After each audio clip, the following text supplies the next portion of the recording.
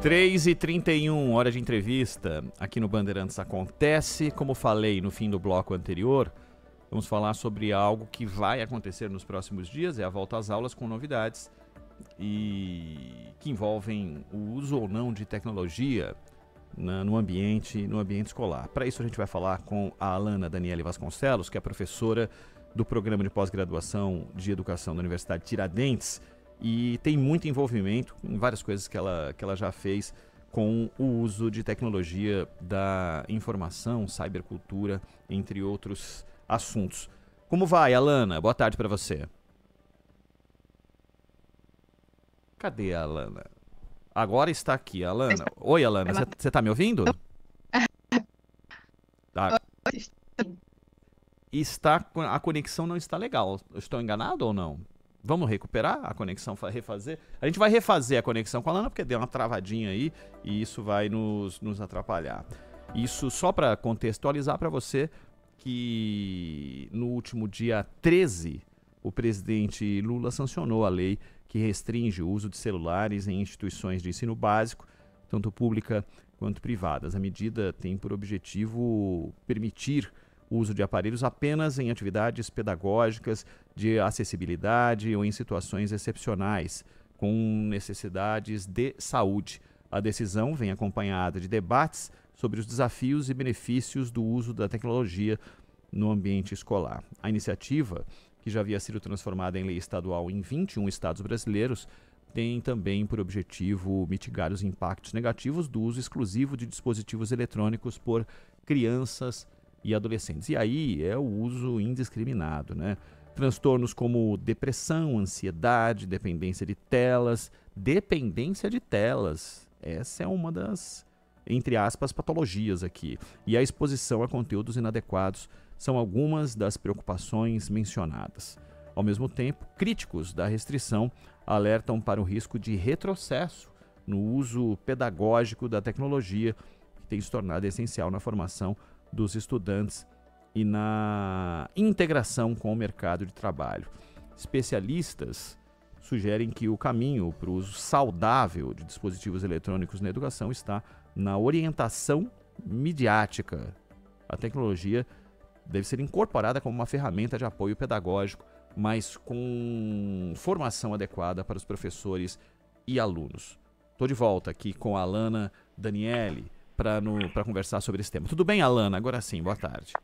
Boa tarde, tudo bem? Tudo bem, tudo bem. Prazer tê-la aqui. Eu já ouvi algumas coisas que você ponderou, fez considerações sobre o uso do celular em ambiente escolar. E eu queria primeiro saber, de maneira genérica, a sua opinião sobre a decisão, sobre a lei e sobre a sanção feita pelo presidente Lula de uma lei que veio do Congresso. Perfeito. Boa tarde a todos os ouvintes, é um prazer estar com vocês. Primeiramente, a gente precisa compreender que deveria ter acontecido um maior diálogo, principalmente com quem está dentro da escola, que vive a experiência do que é um ambiente educacional, do que é aprendizagem, e principalmente da família também, que faz parte desse contexto, e dos pesquisadores da área, né? Então, assim, de antemão, a gente sempre destaca que antes de qualquer criação de legislação, é muito importante a gente se pautar também no aspecto científico. Mas você acha que a tomada de decisão foi muito de rompante? Assim, as pessoas que legislam ficam muito impactadas por notícias e se preocupam mais com a explosão daquele assunto, que terá a chancela, ele participou desse processo, seja de proibição ou seja de liberação, eu estou falando aqui de qualquer tema, né? Você acha que é muito mais de impulso do que de conteúdo, de análise, de estudo, de consulta a quem entende? Perfeito, perfeito. A gente sempre diz que quando se trata de aprendizagem, a gente precisa ter muita cautela. Até porque quando nós falamos de tecnologia, nós estamos falando de um tipo, na verdade, de linguagem. E é uma forma de linguagem que tanto crianças como jovens, como nós adultos, todo mundo que está inserido na sociedade, faz utilização dela. Então, é preciso ter muita cautela quando a gente traz esse tipo de legislação para um processo de aprendizagem, né, que impacta não só a vida do estudante dentro da sala de aula, mas fora também, porque ele vai utilizar isso fora da escola. E a escola também tem a sua responsabilidade de trabalhar com esse estudante, com os pais e com toda a sociedade a questão da educação mediática, né? Então, o que nós estamos vendo é o construto de uma legislação que visa proibir o uso da tecnologia. Claro que eles trouxeram, né, uma preocupação com alguns indicadores que a própria Organização Mundial da Saúde já vem colocando, que crianças, por exemplo, né, que são muito pequenininhas, que já são recém-nascidas, até ali a fase dos 5 anos, é interessante ter um equilíbrio, ou não uso, né, no caso dos bebês, o não uso das telas, porque pode prejudicar o desenvolvimento cognitivo, e a gente tem estudos que já comprovam isso, que de fato impacta, como também as crianças maiores têm um tempo ali de utilização dessas telas, né, de toda essa tecnologia digital. Ô, Alana, agora uma coisa é certa, o fato está consumado, né? E a gente vai precisar lidar com ele. Como as escolas, você observa e pelo que você tem visto, vão se adaptar a essa realidade, já que há a brecha que fala sobre o uso para conteúdos, né, didáticos, como é que vai ser essa administração da escola com pais e alunos? Porque eu acho que ali vai haver uma situação em que a escola tem um problema. Ela precisa cumprir a lei, ela precisa educar, mas e aí eu vou falar da escola particular, por exemplo, ela não quer perder a matrícula daquele aluno, daquela família. Como lidar com isso, hein, Alana? Perfeito. Nós temos aí também uma preocupação que é necessária ser levantada, que é como as escolas, né, e os professores e toda a gestão escolar vai se preparar para lidar com essa legislação, né, que vem aí dizer que o uso da tecnologia digital, principalmente do smartphone, ali ele precisa ser utilizado de uma forma pedagógica. Quando a gente fala de uma utilização pedagógica, nós estamos falando de uma intencionalidade educativa.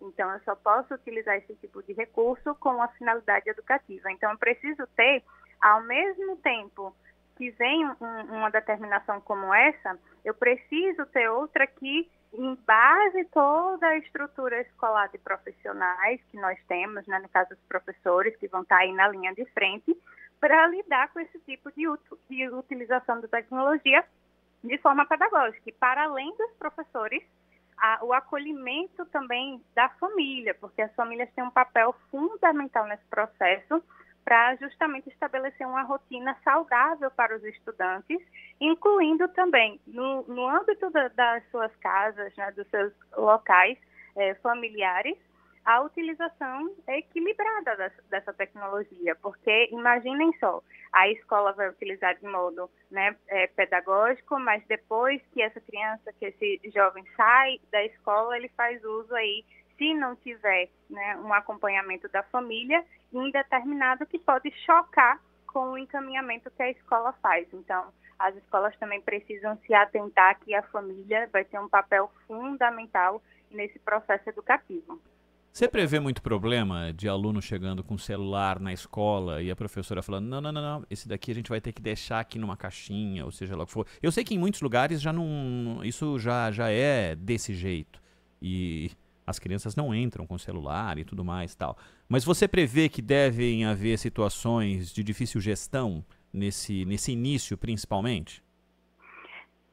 Quando vem sempre uma novidade, é sempre uma mudança cultural, né? Então, de ambos os lados, a gente vai ter aí um momento que, claro, faz parte de todo o processo novo, né? De uma reeducação, uma reestruturação, é uma regulamentação, né, que é nova para alguns, né? Agora para a maioria, como bem colocado, algumas escolas já faziam, né, esse movimento. A gente tem escolas no Rio de Janeiro, São Paulo também, que já faz esse movimento, mas não assim com tanto impacto no Brasil todo e com a determinação vinda do federal, né, do contexto federal. Então, nós vamos ter aí um início que pode ser, né, que haja um estranhamento, tanto por parte dos professores quanto por parte dos estudantes, mas que no decorrer do processo educativo, a gente espera que com, né, as campanhas educativas, com a explicação também dos motivos né, do porquê que a utilização ela está sendo posta dessa maneira, né, com tempo determinado de utilização e como se utilizar, né, pode também contribuir para a melhoria do processo de educação e de formação desse estudante, né, porque até então a gente também precisa falar que a legislação ela visa, né, reduzir essas distrações e melhorar esse foco dos estudantes e que a gente espera que, de fato, isso se confirme quando a gente tiver essa política aí bem incorporada no âmbito da cultura escolar. Nós estamos conversando aqui na Rádio Bandeirantes com a Alana Daniele Vasconcelos. Ela é professora do Programa de Pós-Graduação de Educação da Universidade de Tiradentes e lida com o tema do uso da tecnologia da informação, cybercultura, e é uma pesquisadora em educação. Estamos falando do celular, uso do celular na escola. Para você, como pesquisadora, dá uma certa tristeza a decisão ter sido tomada desse jeito e o que pode haver de perda, de avanço no uso da tecnologia em sala de aula? Perfeito. A gente precisa compreender que a tecnologia ela tem um potencial que, quando bem utilizada, quando a gente de fato domina essa tecnologia, aqui nós estamos falando da tecnologia digital, né, ela pode nos ajudar a personalizar o ensino, ela vem se mostrando também quando utilizada, né, da melhor forma, a gente promove a inclusão, ela contribui muito para a inclusão, porque a gente adapta os conteúdos para a diversidade de alunos que nós temos, de estudantes que nós temos, com essas diversas necessidades, ela facilita, né, o acesso a esses recursos, mas, ao mesmo tempo, a gente também entende essa preocupação do equilíbrio, né, da utilização, principalmente ali das crianças menores que estão ali na fase dos seus, né, recém-nascidos, né, que às vezes os pais já colocam ali a tela, né, para o bebê poder, e, inclusive a própria Organização Mundial da Saúde já fez um material educativo colocando sobre essa questão, né, de quando você está ali com o recém-nascido, não utilizar as telas. A partir ali dos 4, 5 anos, você tem um horário reduzido de uso, estabelecendo o uso de 1 hora, no máximo, por dia de utilização. Então, a gente precisa entender que a gente não pode negar a existência da tecnologia digital, porque ela faz parte do nosso contexto. A gente está falando de uma sociedade que é movida à inteligência artificial, e agora, inteligência artificial generativa, né, que vai mudar muito a nossa forma de conviver, assim como quando surgiu, né, a internet, juntamente com os smartphones, né, e toda essa disrupção que nós tivemos com relação a esses dispositivos móveis, digitais. Então, a gente precisa buscar, na verdade, esse equilíbrio, né? A gente não pode negar, porque essas crianças elas vão sair da escola, esses jovens vão sair da escola, vão para a universidade, e quando chegam no mercado de trabalho, eles vão ser cobrados para utilizar esses recursos da melhor forma.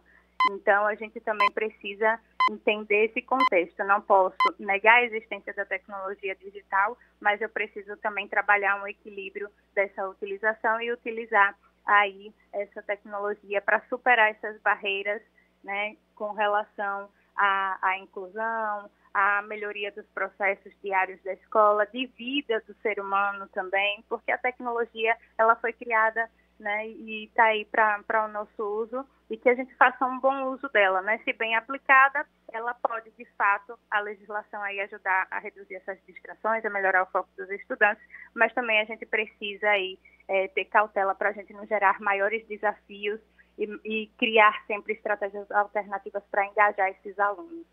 Alana, eu não tenho como não te perguntar, porque a Alana, educadora, tem um papel ali no seu dia a dia, no ambiente educacional, escolar e tal, mas eu entendo que você vai em outros ambientes, em restaurante, em ambientes públicos e tudo mais. Como é que você se sente, Alana, quando você vê uma família chegando no restaurante e a primeira coisa que ela faz é armar o tablet em pezinho ou o celular em pezinho para o bebê ou para a criança pequenininha ficar brincando e, entre aspas, não incomodar a rotina da refeição que vai ser feita pela família? Perfeito. Quando eu vejo situações como essa, aí eu olho para mim enquanto educadora, enquanto pesquisadora e sempre digo, né, poxa, a gente precisa fazer mais. né, enquanto pesquisadora da área. E aí dentro da Universidade Tiradentes existem outros professores também que trabalham com essa temática, e a gente sempre diz, né, a educação precisa chegar cada vez mais próximo das pessoas, mais próximo à ciência, na verdade, por isso que a gente hoje, né, a nível nacional, a gente fala de uma divulgação científica, que é a gente pegar as pesquisas, né, que a gente faz dentro da universidade e trazer de uma forma mais efetiva, numa linguagem mais educativa e mais fácil de ser compreendida para a sociedade, porque a gente compreende que a família precisa entender isso, né, que a educação digital ela deve começar desde cedo. E a utilização desses recursos precisa vir também com horário, precisa ter um equilíbrio nessa utilização, para que essa criança, no seu desenvolvimento, ela possa, né, se desenvolver da forma como o marco do desenvolvimento, né, trazido pelo âmbito da saúde, ela consiga alcançar. Então, quando a gente vê situações como essa, a gente diz, não, enquanto educadores, né, que somos, a gente precisa fazer que essa educação ela seja mais compreendida e disseminada, porque, de fato, a gente vê, né, que, infelizmente, isso é uma realidade que acontece em todo o país e até de modo global.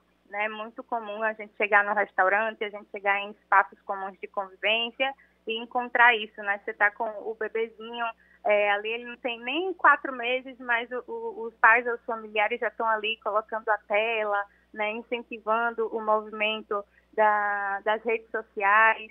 Então, a gente precisa também entender que a tecnologia digital ela precisa, né, de uma educação midiática para essa família também entender os riscos da exposição dessa criança, né? Porque não é só a utilização ali ou a postagem de uma foto. O ambiente digital, ele também é um ambiente que envolve pessoas, né? Pessoas bem intencionadas, pessoas mal intencionadas, e que a gente também precisa se atentar a esses cuidados da exposição da foto da criança, né, do local que elas estão, junto com a família, porque pode representar um risco também. Então, o âmbito digital, né, o mundo digital, ele não é uma terra, né, sem lei. Ele tem uma legislação que precisa ser seguida, mas que também a gente precisa entender, né, que existem os riscos e aprender a lidar com esses riscos para que a gente não corra aí algum perigo, né? Ô, Alana, se a gente tiver que fazer uma relação, e primeiro, obrigado pela tua explanação, porque eu queria muito te ouvir eu não sei se você já tem filhos, Alana. Não tenho, ainda não. Ainda não. Eu só queria saber, porque às vezes é uma visão de quem é mãe e se incomoda demais, ou de quem é envolvido no tema, e é o seu caso, né? E o fato de lidar com isso em ambientes públicos não deve ser fácil, né? E é mais uma coisa que acontece comigo, que gosto muito de falar e lidar com assuntos que tratam de mobilidade. Quando eu vejo coisas acontecendo, me dá vontade de ir lá e pedir para que as pessoas não façam. Não é assim que a gente vai resolver, né, a violência no trânsito, mas tudo bem, só para fazer um mínimo comparativo. O que eu queria saber de você é o seguinte: com relação à comparação do público e do privado, do uso da tecnologia, como é que você tem visto as diferenças irrefutáveis que existem entre as duas ofertas de ensino, para quem pode e para quem não pode estar numa escola privada e para quem obrigatoriamente vai para a escola pública? Como que essa balança tem funcionado na sua perspectiva do uso da tecnologia?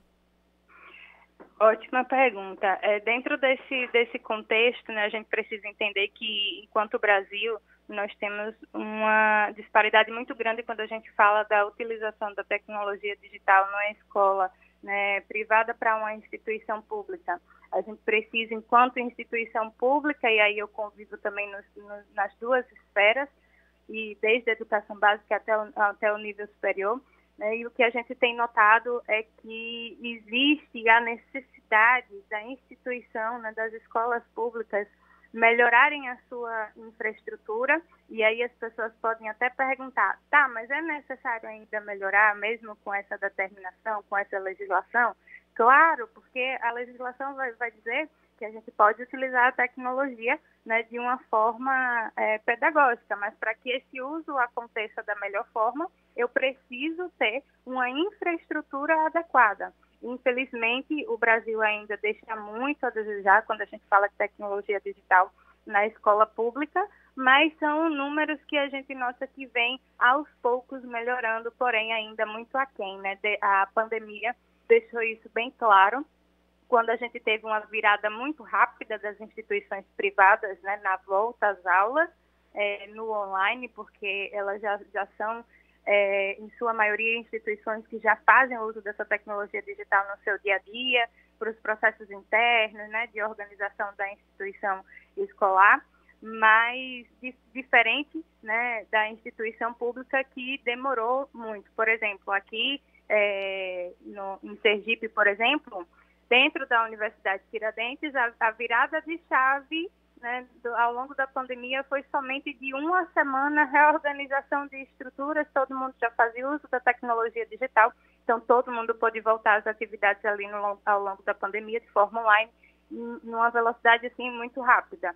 Então a universidade, inclusive, auxiliou as instituições públicas do Estado a formar os professores em tecnologia digital para daí sim, né, eles poderem dar continuidade às suas atividades. Esse processo demorou, né, em torno de 6, 7 meses, então eles tiveram aí, né, um atraso no processo educacional, e essas marcas, né, da pandemia, desse atraso, elas vão aí nos trazer um impacto por muitos anos, né, porque são crianças e jovens que ficaram sem um processo educativo adequado e que estão sofrendo hoje as consequências, né, dessas questões que aconteceram conosco por falta justamente de uma infraestrutura adequada, de uma formação mais coerente na utilização desses recursos.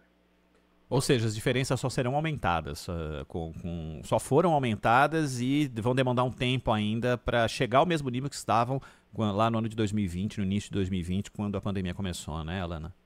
Exatamente. Então, a gente precisa que, ao mesmo tempo que venham legislações como essa, que venham outras também que incentivem, né, a melhor infraestrutura dessas escolas públicas para que esses alunos também tenham a mesma qualidade educacional que o aluno, por exemplo, que está estudando em uma instituição privada tem atualmente, quando a gente fala de tecnologia digital e de processo educativo de qualidade. Alana, quando um pai e uma mãe precisam tomar uma decisão sobre colocar o filho na escola, né, só naquela escola tal, e eu sei que eles olham muitas vezes para o bolso, pela proximidade, para a escola estar ou não no caminho do trabalho, uma série de fatores, eu tenho certeza que são fatores levados em consideração. Se você pudesse aconselhar pais na hora de interpelar a escola e perguntar sobre coisas importantes e que você, como educadora, entende como fundamentais, acima de qualquer outra, para definir onde vai inscrever o aluno, fazer a matrícula, o que você diria para esses pais? Eu diria que, independente do valor da matrícula, eles conheçam de fato a instituição, conheçam a história da instituição, o comprometimento da instituição para com a sociedade, para com a formação daquela criança, daquele jovem, porque nós não estamos falando só de um ambiente em que eu vou depositar alguém que vai ficar ali, nós estamos falando de um ambiente que é um ambiente de transformação de vida, de transformar, né, essas crianças e esses adolescentes em pessoas comprometidas aí com a sociedade, né, com a sua melhora pessoal, mas também pensando no desenvolvimento local da sua sociedade, da sua família como um todo. Então, olhar a instituição, olhar os profissionais que fazem parte, se são profissionais que de fato, né, são formados na área, que contribuem de alguma forma para o desenvolvimento local daquela comunidade. Então, são características que vão muito além do que só o valor de uma mensalidade. Alana, você fala de que lugar do Brasil conosco? Estou falando com vocês do estado de Sergipe, especificamente de Aracaju. De Aracaju, que maravilha. Puxa, meu filho vai passar férias em Aracaju e eu tô louco para passar férias em Aracaju também, de tudo que eu recebi de informação. Só queria saber, não sabia se você estava em São Paulo, se você estava na sua cidade de origem. Você é de Sergipe mesmo? Sou de Aracaju, de Sergipe. Maravilha. Ô, Alana, foi um enorme prazer te ouvir aqui. Eu confesso que não te conhecia, não tinha te entrevistado nenhuma vez e não tinha te ouvido também falar sobre esse tema e fiquei potencialmente, de verdade, bem surpreendido com tudo que você ofereceu de conteúdo aqui pra gente e já te convido para, em outras oportunidades, estar conosco para falar do tema educação, tá bom? Tá bom, com certeza, contem comigo. Muito obrigada pelo convite e todos são muito bem-vindos a Aracaju. Venham conhecer também Aracaju, né, Sergipe e a nossa Universidade Tiradentes também, que vai estar sempre de portas abertas para receber vocês. Afinal de contas, você não é só educadora, também é uma entusiasta da região e por que não fazer um pequeno papel de guia turístico não, de entusiasta do turismo da região para levar pessoas até Aracaju. Melhor momento impossível, viu, Alana? Ainda bem que você falou. Obrigado, até uma próxima. De nada, tchau, tchau. Tchau, tchau. Agora